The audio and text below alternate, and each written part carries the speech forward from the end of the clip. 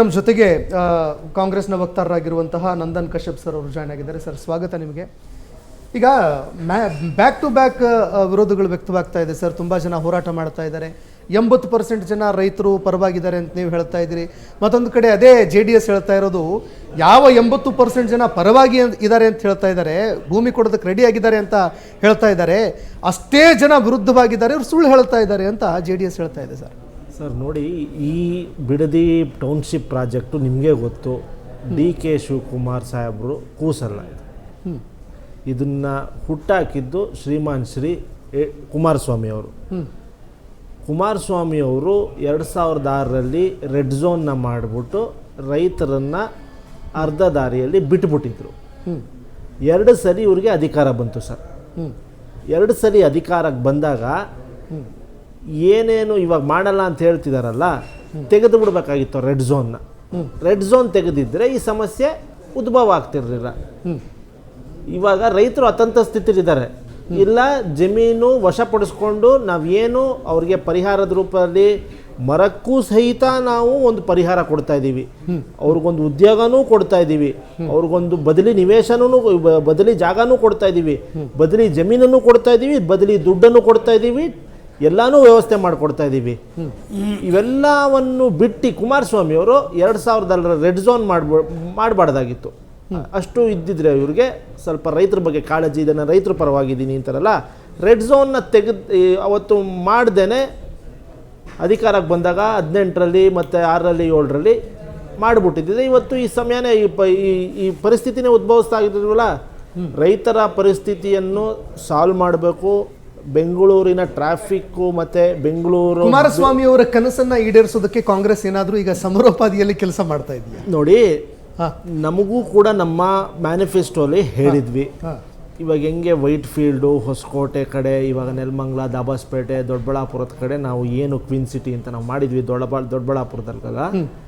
ಬೆಂಗಳೂರು ದಟ್ಟಣೆ ಬೆಳೀತಾ ಇದೆ, ಒಂದು ಎಕ್ಸ್ಪ್ಯಾಂಡ್ ಆಗ್ತಾ ಇದೆ. ನಾವು ಒಂದು ಆಶ್ವಾಸನೆ ಕೊಟ್ಟಿದ್ವಿ. ಈ ಪ್ರಾಜೆಕ್ಟ್ ನೆನಗುದಿಗೆ ಬಿದ್ದಿತ್ತು, ಕೈಗೆತ್ಕೊಂಡಿದ್ದೀವಿ. ರೈತರೊಂದಿಗೆ ಸಮಾಲೋಚನೆ ಮಾಡಿ ಏನು ಅವ್ರದ್ದು ರೈತರದ್ದು ಸಮಸ್ಯೆ ಇದೆಲ್ಲ ಬಗೆಹರಿಸ್ಬಿಟ್ಟು ರೈತರೊಂದಿಗೆ ನಾವು ರೈತರಿಗೋಸ್ಕರ ರೈತರ ಪರವಾಗಿ ನಾವು ಈ ಪ್ರಾಜೆಕ್ಟ್ನ ಮಾಡಿಕೊಂಡು ಹೋಗ್ತಾ ಇದ್ದೀವಿ.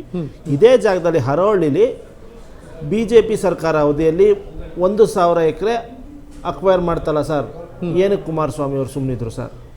ಅದಕ್ಕೆ ಮಾತ್ರ ಏನಪ್ಪ ಪ್ರಶ್ನೆ ಉದ್ಭವಿಸಲ್ಲ ಅವ್ರಿಗೆ. ಇದು ಮಾತ್ರ ಅವ್ರಿಗೆ ಒಂಥರ ಹೊಟ್ಟೆ ಉರಿ. ಯಾಕೆ? ಅವ್ರ ಜಮೀನಿದೆ, ಹೌದು ಅವ್ರ ಜಮೀನು ಕೊಟ್ಬಿಡ್ತೀನಿ ಅಂತ ಹೇಳ್ತಿದ್ದಾರೆ. ಅವತ್ತೇ ಕೊಟ್ಬಿಡ್ಬೋದಾಗಿತ್ತಲ್ಲ. ಅವ್ರ ಅಧಿಕಾರಾವಧಿಯಲ್ಲಿ ಅವ್ರಿಗೆ ಬಂದಿದ್ದು 36 ಎಕರೆ ದಾನ ಮಾಡಿಬಿಟ್ಟು ಒಂದು ಗೌರ್ಮೆಂಟ್ ಹಾಸ್ಪಿಟ್ಲು ಇಲ್ಲ ಶಾಲಾ ಕಟ್ಟಿಸ್ಕೊಡ್ಬೋದಾಗಿತ್ತಲ್ಲ. ಇವತ್ತೇನೇ ಕೇಳ್ತಾರೆ ನಿಖಿಲ್ ಕುಮಾರಸ್ವಾಮಿ ಅವರು. ಅವತ್ತು ಅವ್ರಿಗೆ ಅಧಿಕಾರ ಇಲ್ಲದೆ ಇದ್ದಾಗ, ಅವ್ರ ಅಪ್ಪ ಅಧಿಕಾರ ಇದ್ದಾಗಲೂ ಕೊಟ್ಬಿಟ್ಟು, ಇಲ್ಲಪ್ಪ ನನಗೆ ಇದು ಬೇಡ, ನಾನು ಈ ಭೂಮಿಲಿ ನಾನೊಂದು ಮಕ್ಕಳಿಗೊಂದು ಇದು ಸ್ಕೂಲ್ ಕಟ್ಟಿಸ್ಕೊಡ್ತೀನಿ, ಹಾಸ್ಪಿಟ್ಲ್ ಕಟ್ಟಿಸ್ಕೊಡ್ತೀನಿ ಅಂತ ರಾಜಕೀಯ ಗಿಮಿಕ್ಗಳು, ರಾಜಕೀಯ ಯೂಟರ್ನ್ಗಳು ಕುಮಾರಸ್ವಾಮಿ ಕುಟುಂಬಕ್ಕೆ ಹೊಸದಲ್ಲ ಸರ್.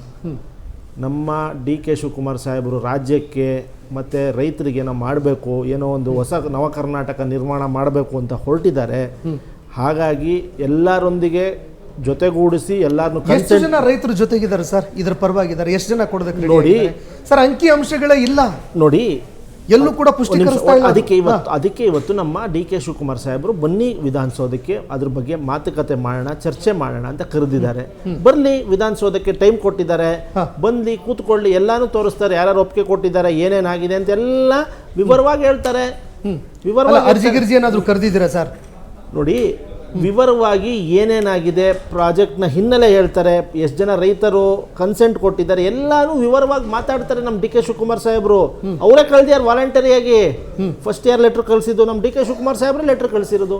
ಬನ್ನಿ ಸ್ವಾಮಿ ವಿಧಾನಸೌಧಕ್ಕೆ ಕೂತ್ಕೊಂಡು ಮಾತಾಡೋಣ, ಏನೇನಾಗಿದೆ ಅಂತೆಲ್ಲ ವಿವರಿಸ್ತೀನಿ. ಯಾಕೆ ಬರ್ತಾ ಇಲ್ಲ? ಫಸ್ಟ್ ಬನ್ನಿ ಮಾತಾಡೋಣ, ನಿಮಗೆ ತೋರಿಸ್ತೀವಿ ಯಾರ್ಯಾರು ರೈತರು ಒಪ್ಪಿಗೆ ಕೊಟ್ಟಿದ್ದಾರೆ, ಏನೇನಾಗಿದೆ, ಪ್ರಾಜೆಕ್ಟ್ ಹಿಸ್ಟ್ರಿ ಎಲ್ಲ ಮಾತಾಡ್ತಾರೆ. ಆಮೇಲೆ ಮುಂದೆ ಮಾತಾಡ್ತೀವಿ. ಹೋರಾಟ ಯಾಕೆ ಆಗ್ತಾ ಇರೋದು ಸರ್ ಹಾಗಾದ್ರೆ? ನೋಡಿ ಸರ್, DK ಇವತ್ತು BJP ಅವರು JDS ಅವರು ಒಟ್ಟಿಗೆ ಇದು ದೇಶದಲ್ಲಿ ನಮ್ಮ ಅಲಯನ್ಸ್ ಪಾರ್ಟ್ನರ್ ಅಂತಾರೆ. ಯಾಕೆ ಅವ್ರ ಜೊತೆ ಇಲ್ಲ? ಇದು BJP JDS ಅವರು ಅಲಯನ್ಸ್ ಪಾರ್ಟ್ನರ್ ಅಲ್ವಾ? ಏನಕ್ಕೆ ಅವರಿಬ್ರು ಜೊತೆಗೆ ಮೊನ್ನೆ ಹೋದಾಗಲೂ ಯಾಕೆ ಜೊತೆಗೆ ಹೋಗಿಲ್ಲ ನಿಖಿಲ್ ಕುಮಾರಸ್ವಾಮಿ? ಇದು ರಾಜಕೀಯ ಪ್ರೇರಿತ ಆಟ ಮಾಡ್ತೀವಿ. ಯಾರು? ನಿಖಿಲ್ ಕುಮಾರಸ್ವಾಮಿ ಹಾಗೂ ದಳದವರು ಕುಮಾರಸ್ವಾಮಿ ಅವರು ರೈತರೊಂದಿಗೆ ರೈತರನ್ನು ಕೂರಿಸಿಕೊಂಡು ರೈತರ ಹತ್ರ ಎಲ್ಲರ ಹತ್ರನೂ ಕನ್ಸೆಂಟ್ ತಗೊಂಡು ನಾವು ಅವರ ಒಂದು ಭೂಮಿಯನ್ನು without their approval 80% approval 80% consent ತಗೊಂಡು ನಾವು ಕೈ ಹಾಕಿರೋದು ಹೊರತು ಕೆಲಸ ನಾವು ಏಕಾಏಕಿ ಇದನ್ನು ಹೋಗಿ ಕೈ ಹಾಕಿಲ್ಲ. ಅವ್ರಿಗೂ ಗೊತ್ತು ಏನಾರ ರೆಡ್ ಝೋನಿಂದ ನಾವು ಹೊರಗಡೆ ಬರಲಿಲ್ಲ ಅಂದ್ರೆ ಅವ್ರು ಏನು ಮಾಡೋಕ್ಕಾಗಲ್ಲ ಸರ್. ಆ ಭೂಮಿ ಈಗ ನಿಜವಾಗ್ಲೂ ಆ ಭೂಮಿ ಬಂಜರು ಭೂಮಿನ ಸರ್ ನೋಡಿ, ಅಥವಾ ಸುಮ್ಮನೆ ಅದು ಸ್ಲಿಪ್ ಆಫ್ ಟಂಗ ನೋಡಿ. ಹಾ. ಆ ಭೂಮಿ ಬಂಜರ ಭೂಮಿನ ಏನೋ ಅದನ್ನ ಮಾತಾಡೋಣ. ಸೆಕೆಂಡು, ಆ ಭೂಮಿಯಲ್ಲಿ ಆ ರೈತರು ರೆಡ್ ಝೋನ್ ಅಂತ ಮಾಡಿಟ್ಟಿದಾರಲ್ಲ, ಇಲ್ಲ ಬ್ಯಾಂಕಲ್ಲಿ ಸಾಲ ತಗೊಳಕ್ಕಾಗಲ್ಲ, ಇಲ್ಲ ಒಂದು ಬೇರೆಯವ್ರ ಖರೀದಿ ಇದು ಒಂದು ಇದು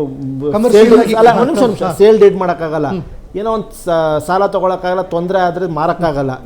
ರೈತರನ್ನ ಅಡ್ಕತ್ರಿಗೆ ಸಿಗಾಕ್ಸ್ಬಿಟ್ಟು ಯಾರು ಸಿಗಾಕ್ಸಿದ್ದು? ನಮ್ಮ ಕಾಂಗ್ರೆಸ್ ಸರ್ಕಾರನ, ಸಿದ್ದರಾಮಯ್ಯನವರ, ಡಿ ಕೆ ಶಿವಕುಮಾರ, ಇದೇ ಕುಮಾರಸ್ವಾಮಿ ಅವರು ಅವತ್ತೊಂದು ಒಂದು ಯೋಜನೆ ಇದ್ದಿದ್ರೆ